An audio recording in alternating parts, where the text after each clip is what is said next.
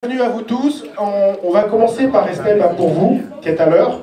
Ça fera venir les retardataires. Comme vous l'avez vu sur le mail que vous avez reçu, l'année dernière, on vous en a parlé. Cette année, on l'a fait. C'était une co-invitation de Alpe d'Huez Domenscab et d'Alpe d'Huez Tourisme.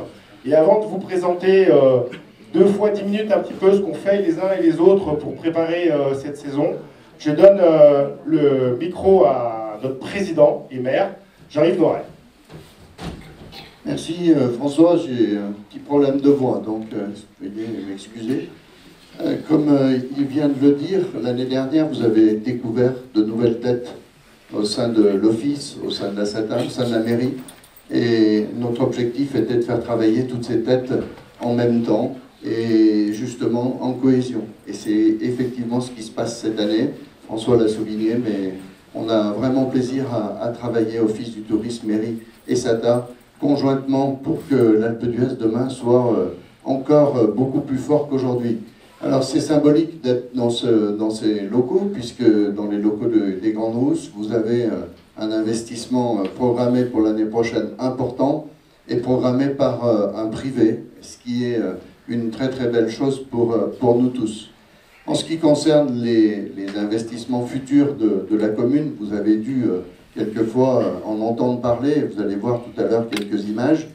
C'est toujours important d'y revenir face aux commerçants que vous êtes, parce que vous avez souvent peu de temps pour vous rendre disponible le soir pour les vœux ou pour d'autres réunions. Donc je vous confirme que tous les permis de construire nécessaires aux futurs investissements sont, ou pour l'instant, certains déjà délivrés, d'autres en cours d'instruction et pour la plupart seront déposés en 2017. C'est 2200 lits devant les bergers par Vinci qui chapeaute avec derrière eh bien, 2 hôtels de résidence, je vous l'ai déjà dit et écrit. Derrière le Palais des Sports aussi, le permis de Thierry Chenauard 5 étoiles RT et Hôtel est en cours, et puis le permis d'aménagement du secteur des Passos vers sous la route qui accède aux Passos justement, eh bien, a été délivré. C'est pas sans mal que l'on obtient ces autorisations, puisque, comme vous le savez aussi certainement, on a quelques personnes qui nous mettent des bâtons dans les roues pour éviter qu'on aille trop vite peut-être, ou alors pour avoir une vraie défense de la nature pour certains, sachant que là aussi la FRAPNA nous a posé quelques recours pour tout ce qui est des constructions à venir sur la nature. C'est dommage, mais c'est comme ça. Ça ne nous empêche pas d'avancer, parce qu'on pense que l'économie qui est nécessaire à la ville, mais qui vous est nécessaire surtout, eh bien, est importante pour nous tous. On a perdu plus de 4000 lits, vous le savez, dans les 10 dernières années. On va encore en perdre dans les années à venir avec la fin de certains baux. Donc ça veut dire qu'on a vraiment intérêt à remplacer ces lits par des lits nouveaux et par des lits surtout qui soient utilisés de façon pérenne et commerciale pour les 30 ou 40 prochaines années. C'est ce qu'on cherche à faire avec à chaque fois des conventions loi montagne qui rendent pérennes vraiment tous ces nouveaux lits. Juste un petit clin d'œil aussi par rapport à nos collègues des 2 Alpes. Vous savez qu'on travaille sur la liaison. Souvent on a tendance à dire c'est un peu le serpent de mer, on n'arrivera jamais à quelque chose. Non, là c'est pas du tout le cas. Vous avez dû le voir, le conseil départemental nous a mis de côté une subvention de 500 000 € pour les études. La communauté de communes a voté à l'unanimité pour que ces études soient portées par elle-même. Ça veut dire qu'on n'est plus tout seul dans notre coin, c'est un vrai projet de territoire, un vrai projet de rassembler 2 grands domaines. Et vraiment, on a avancé sur le côté économique, sur le côté technique. On est en train de travailler maintenant sur le côté juridique, et puis restera le côté environnemental, pour lequel, bien sûr, c'est jamais le plus facile, mais pour lequel, il faut le savoir, déjà, on a eu un accord de l'État par rapport au fait que ce transport étant inscrit dans ce qu'on appelle le SCOT, c'est-à-dire le PLU intercommunal, eh bien c'est déjà un vrai pas de fait en avant, contrairement, par exemple, à la liaison avec les Cybèles, qui pour l'instant a été mis de côté en vue d'études nécessaires et surtout environnementales pour l'avenir. Voilà ce que je voulais vous dire, avec vraiment un grand remerciement déjà de votre présence, malheureusement toujours pas assez nombreuse par rapport aux commerçants et par rapport aux messages que l'on voudrait faire passer. Néanmoins, on a vu une vraie mobilisation des commerces la semaine dernière pour l'ouverture, et ça c'est une très très belle chose. Et puis, ma foi, on croise tous les doigts pour que Noël nous apporte pour tous un petit peu de neige, notamment les stations encore plus basses que nous. Et en tout cas, je vous souhaite avec un peu d'avance au nom de tous les élus qui sont ici, et puis tous les responsables de l'office, de la SACA et de la mairie, d'excellentes fêtes de fin d'année. Merci.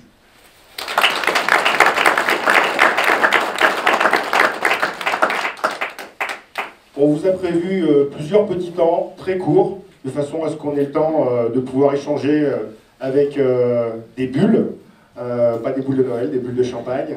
Un petit best-of des images télé qui sont passées depuis début novembre et qui parlent de l'Alpe d'Huez. 2 minutes. Et puis on va prendre un petit coup d'air. Vous savez que la station de l'Alpe d'Huez va s'offrir un beau petit coup de jeune. C'est des informations que vous apporte ce matin Hélène Cornet et BFM Business va annoncer aujourd'hui le lancement d'un immense chantier de rénovation. Et alors un véritable investissement industriel, 350 millions d'euros d'investissement sur 10 ans. Effacement du béton. 350 millions, c'est le montant de l'investissement qui veut réinventer la montagne. Au programme des nouvelles constructions, un schéma urbain et surtout des liaisons avec les stations voisines pour créer le plus grand domaine skiable du monde. Sacré chantier, ça va durer 10 ans du côté de l'Alpe d'Huez. Très bien, on en vient à ces images qui vont vous donner envie à tous. Bah oui, de la poudreuse, c'est l'équipe de France de ski qui s'entraîne à l'Alpe d'Huez. C'est plutôt bien parti après la victoire d'Alexis Pinturo à Zolden. C'est l'excellente nouvelle de ce long week-end férié pour les skieurs. Mais la neige est tombée en abondance et plusieurs grandes stations des Alpes ont décidé d'accueillir le public. Avec plusieurs semaines d'avance, quelques stations de ski ouvrent partiellement ce week-end, comme l'Alpe d'Huez. Pisteurs et commerçants sont à pied d'œuvre pour préparer les stations avant l'ouverture des pistes dès la fin du mois. À l'Alpe d'Huez, par exemple, une couche de 80 cm attend les premiers skieurs. Même si le Redoux est passé par là, l'Alpe d'Huez devrait maintenir l'ouverture de la piste de Sarenne pour ce week-end. Piste blanche et des skieurs heureux de retrouver la poudreuse. Ça fait le bonheur à la fois des stations et des skieurs. L'Alpe d'Huez a pu ouvrir avec de l'avance. Vous avez eu la surprise de vous réveiller le matin avec ces magnifiques paysages blanchis. Mélanie Bontemps, Olivier Jouglard. Toutes les stations des Alpes vont ouvrir d'ailleurs prématurément. C'est le cas par exemple de l'Alpe d'Huez ce week-end. Voilà, pour ce long week-end du 11 novembre, il y a déjà 50 cm de neige à l'Alpe d'Huez. Vigilance jaune en Haute-Savoie, en Savoie et en Isère. Météo France met en garde contre le risque d'avalanche. Car la neige est là et pour diminuer au maximum le risque d'avalanche. Elle forme donc tous les ans ce que l'on appelle les pisteurs artificiels. Ils vont apprendre à manier les explosifs. Et un exemple à l'Alpe d'Huez avec Christophe Buzine et Michael Clément. Merci à Guillaume qui nous a fait ce petit montage avec son équipe d'Alpe d'Huez TV. Et puis merci à Céline, dont on reviendra dessus tout à l'heure, qui s'occupe de la presse. Ça a l'air de rien, mais pour arriver à sortir ça en l'espace d'un mois et demi, c'est un énorme travail de fond qui se fait tout au long de l'année. Encore un petit extrait vidéo, pardon.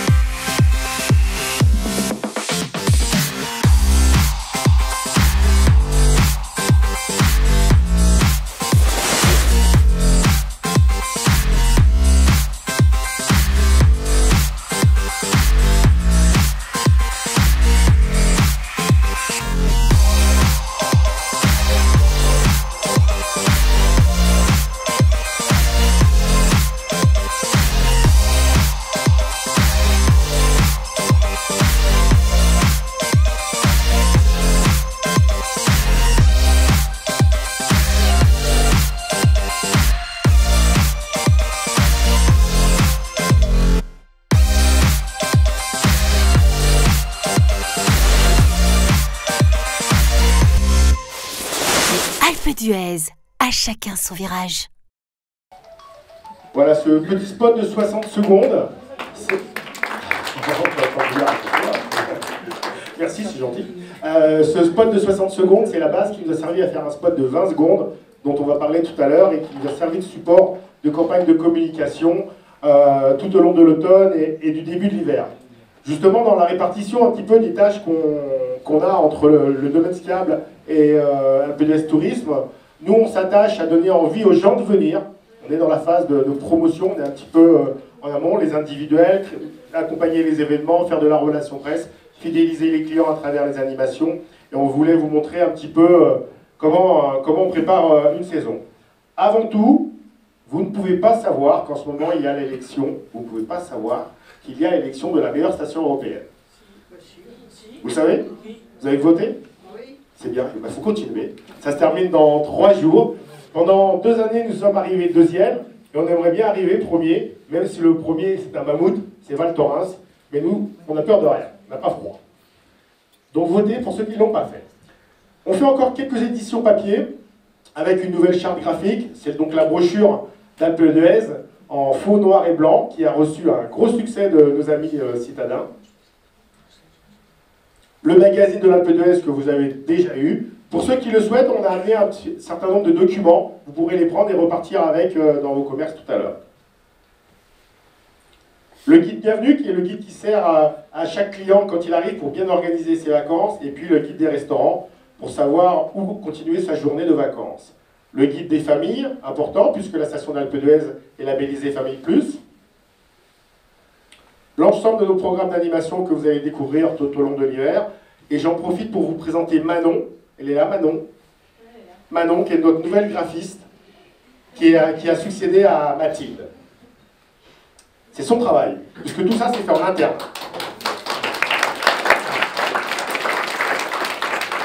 Bravo, bravo Manon. J'en profite pour te remercier et une fois de plus te souhaiter la bienvenue et dire qu'on est content de t'accueillir avec nous. Les éditions, il y a quelqu'un qui les prépare, Manon, et puis il y a quelqu'un qui en fait le suivi, qui les imprime.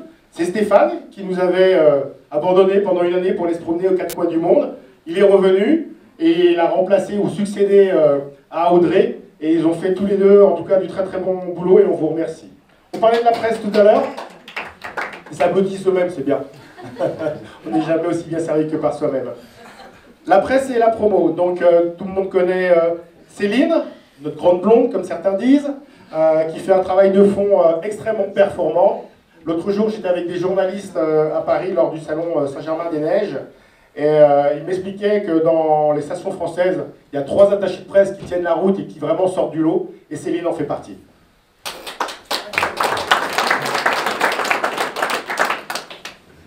Voilà un peu le travail qu'elle fait tout au long de l'automne. Hein. Elle parcourt l'Europe pour rencontrer les journalistes. Et ça donne ces fruits-là. Ça, c'est les retombées de l'été 2016. 283 articles de presse, 41 reportages télé, 500 articles sur Internet, 27 reportages radio. Aujourd'hui, nos articles sur le web ont dépassé les articles papier. On était jusqu'à 1 an ou 2 à moitié-moitié, maintenant c'est dépassé. L'hiver dernier, puisqu'on ne vous a pas revu depuis, 421 articles de presse, 151 reportages télé, 1259 articles sur Internet, 83 reportages radio. J'en profite aussi à cette occasion pour remercier vous tous, les acteurs de la station, qui sans vous, on ne pourrait pas faire tout ça. Parce qu'un coup, on a besoin d'un vol à parapente, d'une balade en scooter, d'encadrement d'école de ski, d'être bien accueilli dans les restaurants. Et vraiment, je vous tiens à vous remercier parce que dans la station, on est à chaque fois bien accueilli quand on arrive avec la presse. Heureusement d'ailleurs. Alors là, on arrive dans l'actualité du moment, le plan de com 2016-2017, où Audrey m'accompagne pour le suivi de ce plan de com.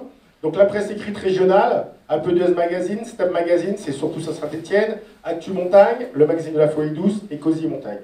On est resté sur des visuels, on a 3 visuels différents, un qui est famille, un qui est bien-être et un qui est grand ski. Et à chaque fois, vous allez voir dans les différents magazines, c'est un de ces thèmes-là, voire les 3, qui revient. Toujours la presse régionale. La presse écrite nationale, on a choisi cette année d'être majoritairement présent sur les médias sportifs. Donc ça se retraduit sur la presse écrite à travers l'équipe magazine, donc avec un visuel grand ski, un visuel bien-être, grand ski. D'autres exemples de ce qu'on a fait sur la presse nationale.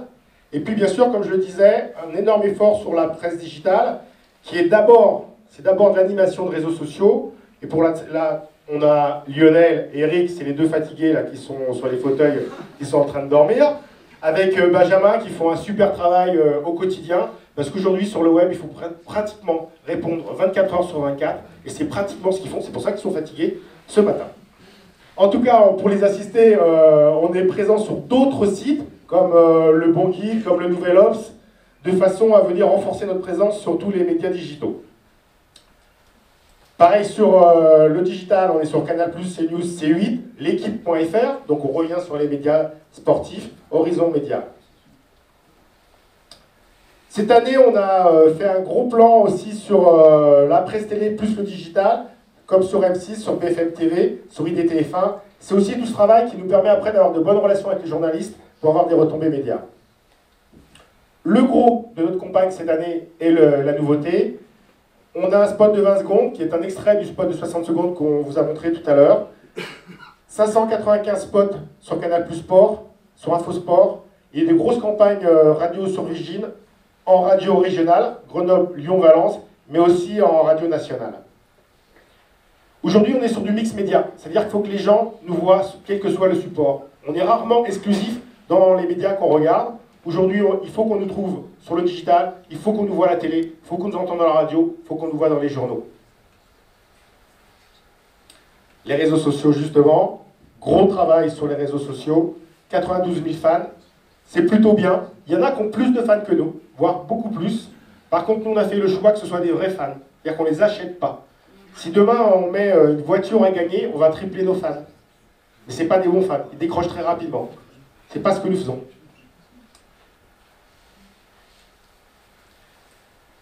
Sur Twitter, on est la première station de ski, la plus suivie en Europe. Les différents réseaux sociaux sur lesquels nous sommes. Et il ne faut pas hésiter à partager. Alors je sais que vous êtes déjà nombreux à partager toutes nos publications, mais les réseaux sociaux, c'est ça, c'est du partage, donc il faut continuer. On aime bien le partage. Les événements, beaucoup d'événements à l'Alpe d'Huez, et pour ça je donne le micro et la petite télécommande à Dominique, qui s'occupe des événements. Alors, les événements, vous les connaissez, c'est ceux qui vont avoir lieu donc très prochainement, hein, c'est le Trophée Andros, où on va tout faire pour, disons, qu'il se déroule, alors peut-être pas avec une piste tout à fait enneigée, mais au moins pour accueillir tous les professionnels qui viennent pour ces courses. Donc ça, c'est le week-end prochain. Ensuite, on a décidé de faire venir le Rossum Tour. Le Rossum Tour, pour cette première semaine, vous savez que la première semaine était on était un petit peu en difficulté, hein, donc là, c'est ramener une animation supplémentaire le 20 et le 21.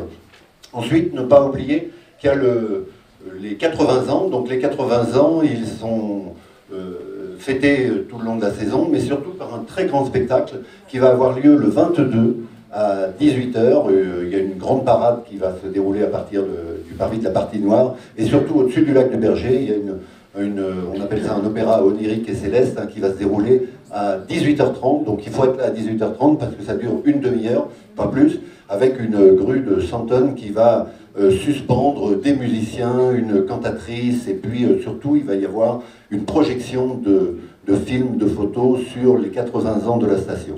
Donc c'est le gros événement justement des 80 ans, et on va l'appuyer par une exposition de photos qui va rester pendant toute la saison d'hiver, en extérieur, sur différents pôles de la station, qui vont faire un petit peu un comparatif sur des photos tout au long de ces 80 ans, photos noir et blanc et photos des aménagements actuels. Ensuite, on a un nouvel événement qui est le Snowkite Master.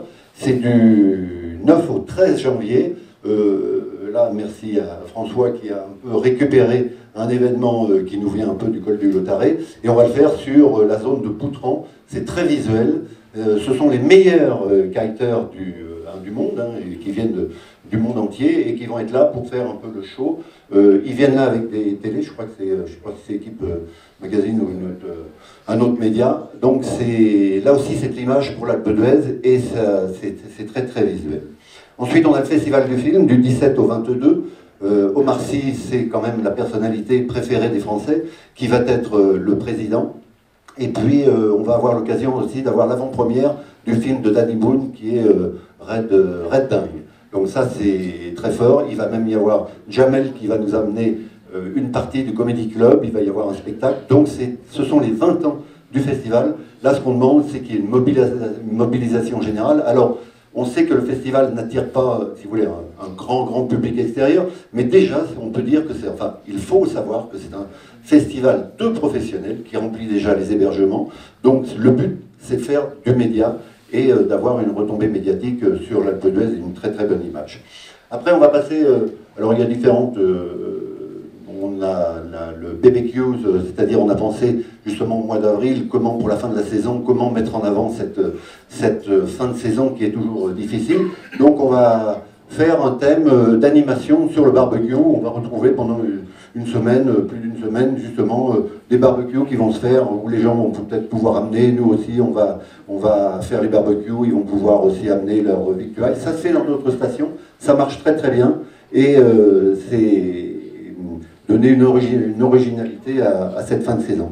Après, je passerai rapidement sur les événements sportifs qu'on peut avoir. Je rappellerai que Alpe d'Huez se passe toujours et se passera ici au mois de juin. Mais tout de suite après, on va avoir un stage de AG2R qui a choisi pendant 3 ans de faire ses stages d'entraînement ici dans l'Oisans. Et on essaye de mettre en place justement des stages pour attirer du public. À la fin de Alpe d'Huez, de la semaine d'Alpe d'Huez, le samedi 10 juin, il y a l'arrivée du Critérium du Dauphiné. Donc on demande à vous, commerçants et prestataires, de rester ouverts ce samedi. On sait qu'il n'y a pas grand monde en général. Bon, on remplit pendant cette semaine-là avec des Néerlandais. Tout le monde part très vite. Mais vous savez que le Critérium du Dauphiné a été repris par ASO. Ça redonnait, et on l'a vu sur les images de l'année dernière, où il y avait quand même beaucoup de monde du public qui venait voir. Donc là, c'est le samedi 10, c'est la veille de l'arrivée. Et donc, on espère qu'il y aura un engouement de camping-caristes, comme vous le savez, puisque tout le monde prise et aime bien cette étape de l'Alpe d'Huez. Sachez que, pour la petite histoire, au jour d'aujourd'hui, il y a eu 63 851 cyclistes ce matin qui étaient passés depuis le 1er juillet, ici, dans la montée de l'Alpe d'Huez. Vous avez pu voir qu'en bas, il y a une borne, donc ça montre le poids du cyclotourisme et du cyclisme qu'il y a sur justement les 21 virages. Donc on continue, c'est énorme, personne ne s'imaginait. On a fait des journées de plus de 1000 personnes. Sur la borne, quand vous passez au rond-point à Bourdoisan, vous pouvez voir le nombre du jour et le nombre totalisé. Alors celui qui est ce matin, c'est celui à partir du 1er juillet. Donc l'année prochaine, ça permettra de faire une comparaison. Donc il faut toujours continuer à développer cette clientèle. Autre chose très importante, du 23 au 25 août, il y a la Haute Route. Alors la Haute Route Alpes, c'est une épreuve de cyclotourisme qu'on a déjà reçue plusieurs fois. C'est 600 coureurs qui viennent du monde entier, surtout des États-Unis. Donc ils vont rester là pendant 3 jours, ils arrivent le 23, il y a une épreuve de contre-la-montre le 24 et ils repartent le 25. C'est du très bon hébergement, c'est de la très bonne clientèle qui arrive en général, ils partent...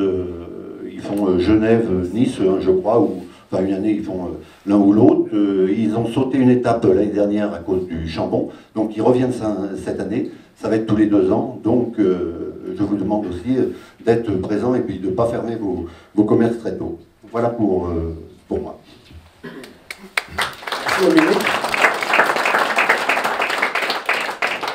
J'en profite dans la foulée des événements pour dire que grâce aux moyens que nous donne la mairie, donc Jean-Yves et son équipe qui croient énormément dans les événements, on essaye de placer des événements à des périodes qui sont dures à remplir.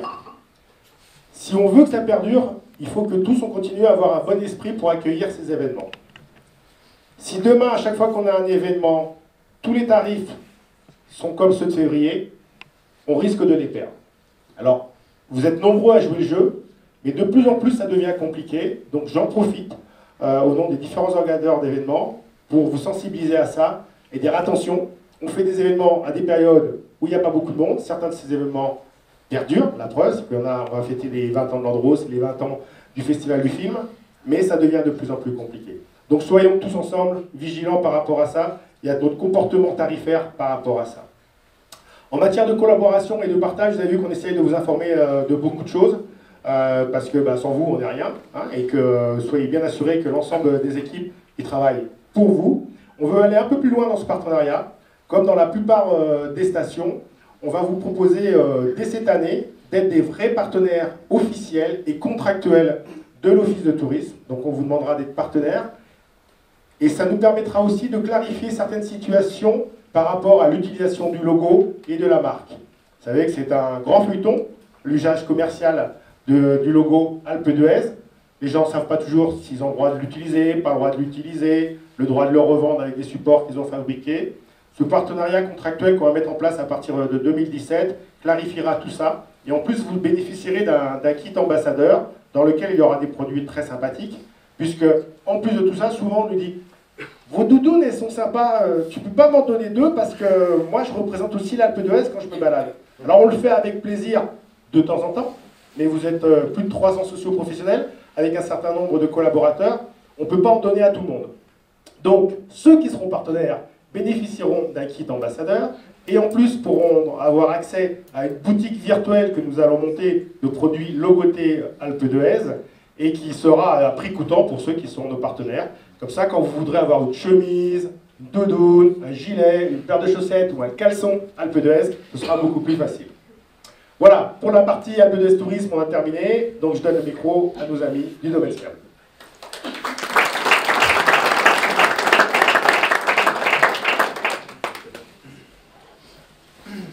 Bonjour à tous et à tous. Donc les nouveautés, on va parler un petit peu de domaine skiable. Comme le disait François, on est dans le prolongement de ce que fait l'Office de tourisme. Nous, on accompagne maintenant sur le terrain les actions de tout ce qui est entrepris tout au long de l'année.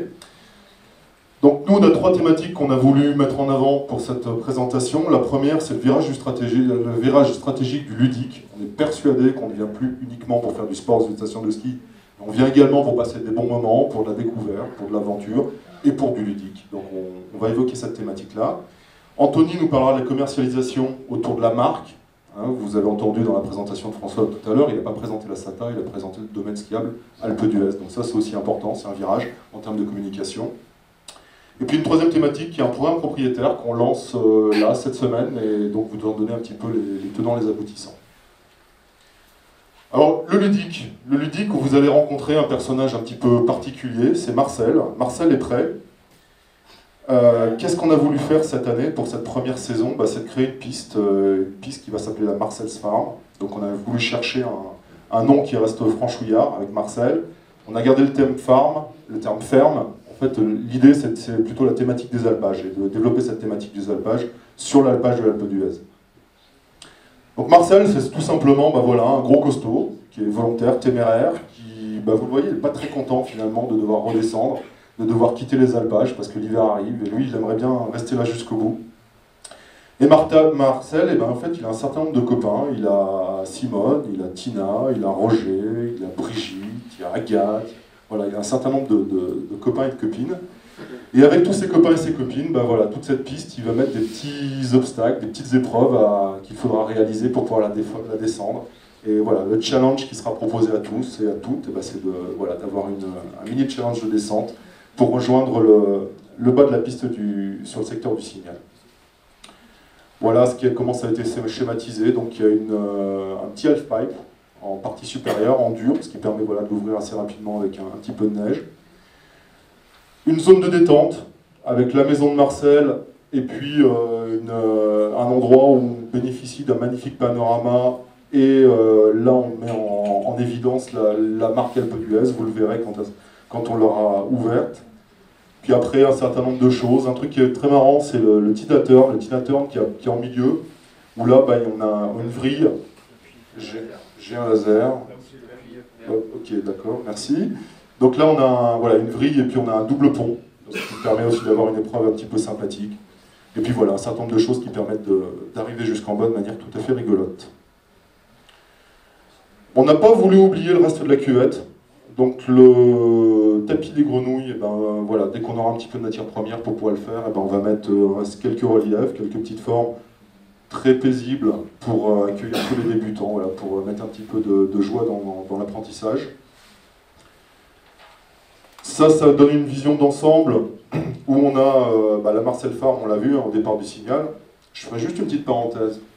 On n'aurait pas réalisé des travaux de piste cette année, la piste ne serait pas ouverte au jour d'aujourd'hui. Donc comme quoi les travaux de piste apportent plus d'utilisation et plus de confort. La partie donc grenouille, on créera quelque chose avec de la neige. La piste Milka qui trouve parfaitement sa place. Alors Marcel va avoir une concurrente qui est la vache Milka, mais voilà, ils vont peut-être nous faire des petits, on verra à la fin d'hiver.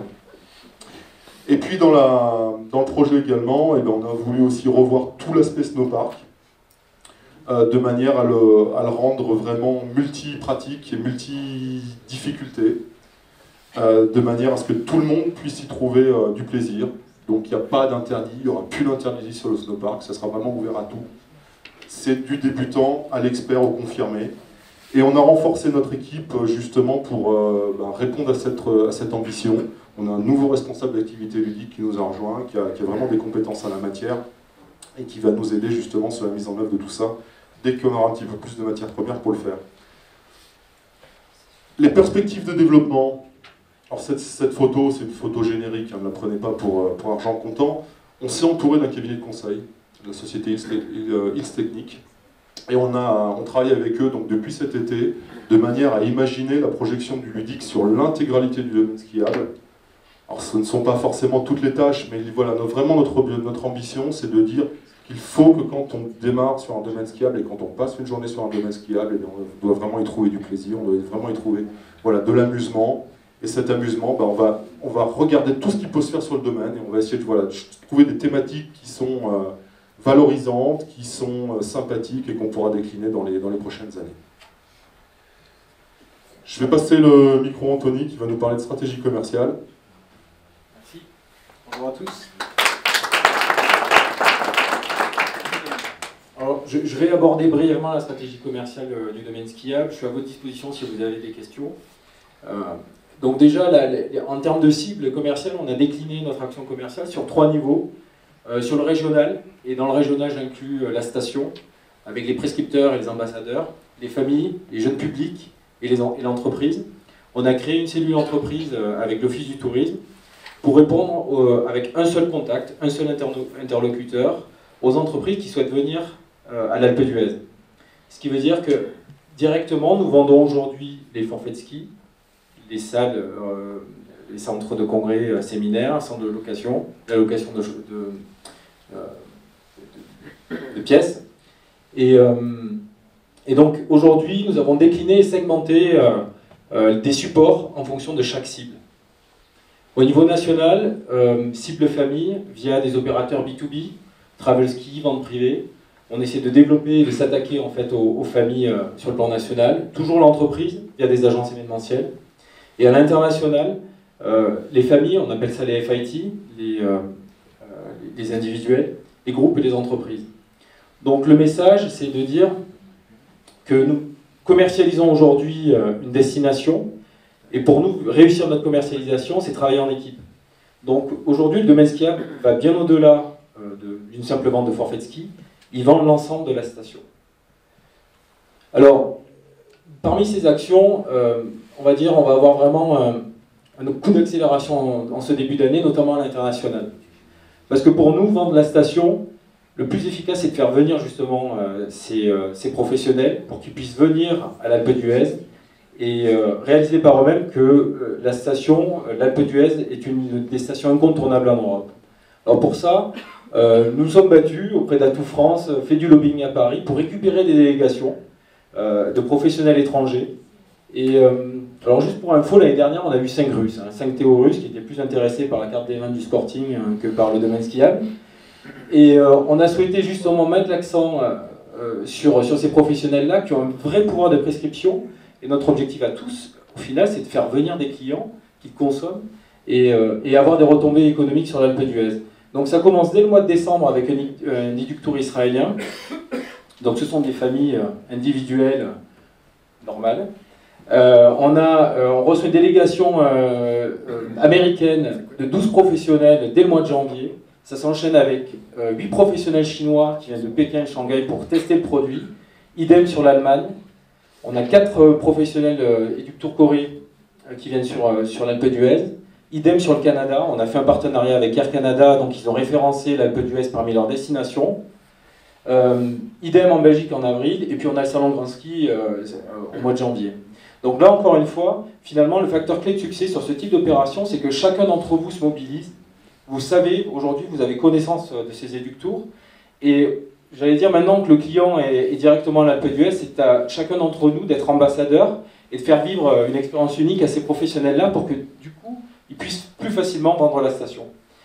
Donc, on a sollicité les hébergeurs, on a eu quelques difficultés, mais derrière, il faut les faire manger, il faut les faire skier, Et encore une fois, il faut leur faire vivre des expériences uniques qui feront que forcément ils vont vendre l'Alpe d'Huez. Donc si éventuellement vous souhaitez participer à ces Eductours, vous êtes les bienvenus, vous aurez un détail complet de l'identité de ces professionnels. Sachez que quand on parle de professionnels, ils vendent des individuels, donc des familles américaines qui vont venir à l'Alpe d'Huez, donc à plutôt fort pouvoir d'achat.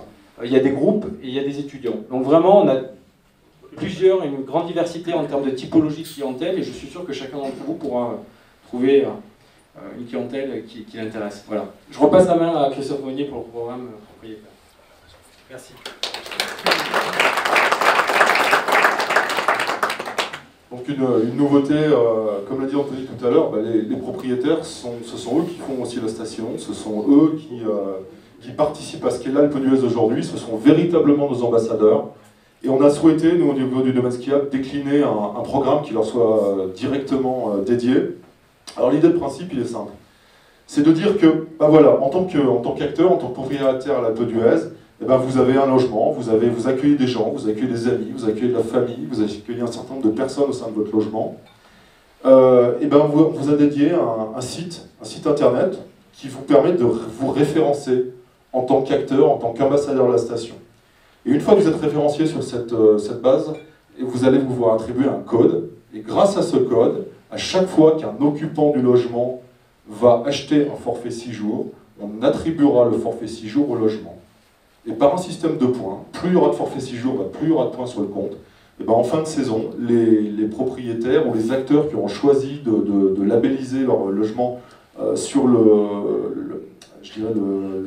l'activité du domaine skiable, se verra rétribué, entre guillemets, ou récompensé par un catalogue d'avantages sur lequel il pourra choisir en fonction du nombre de points qu'il aura accumulé durant la saison.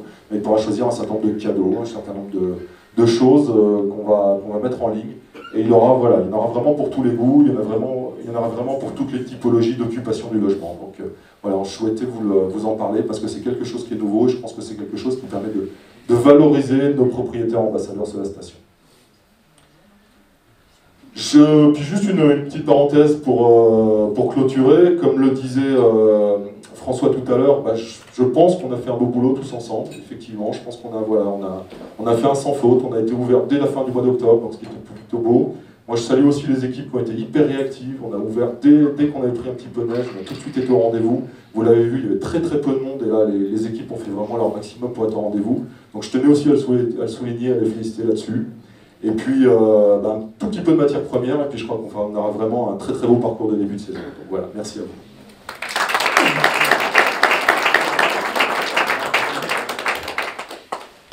Et bien voilà, l'année dernière, je vous disais que le tourisme est un sport collectif, je le partage toujours, donc merci à vous d'être là. On va pouvoir trinquer tous ensemble. Les nouveaux calendriers sont arrivés, ça fait des mois qu'on nous demande si on va refaire les calendriers. Ils sont arrivés il y a 1 heure. Donc vous tous qui êtes venus nous voir, vous allez les avoir en primeur. L'équipe de l'Office du tourisme à l'extérieur va pouvoir vous les offrir. Et puis très symboliquement, pour montrer que derrière les mots, il y a des actes, aujourd'hui, avec Christophe, on signe une convention de collaboration de façon à ce que maintenant à l'Alpe d'Huez, il n'y ait qu'un seul site internet, il n'y ait qu'une seule gestion des réseaux sociaux, et ainsi de suite. Ça paraît tellement évident qu'on se demande comment ça n'a pas été fait depuis si longtemps. En tout cas, aujourd'hui, ça a été. Merci Christophe.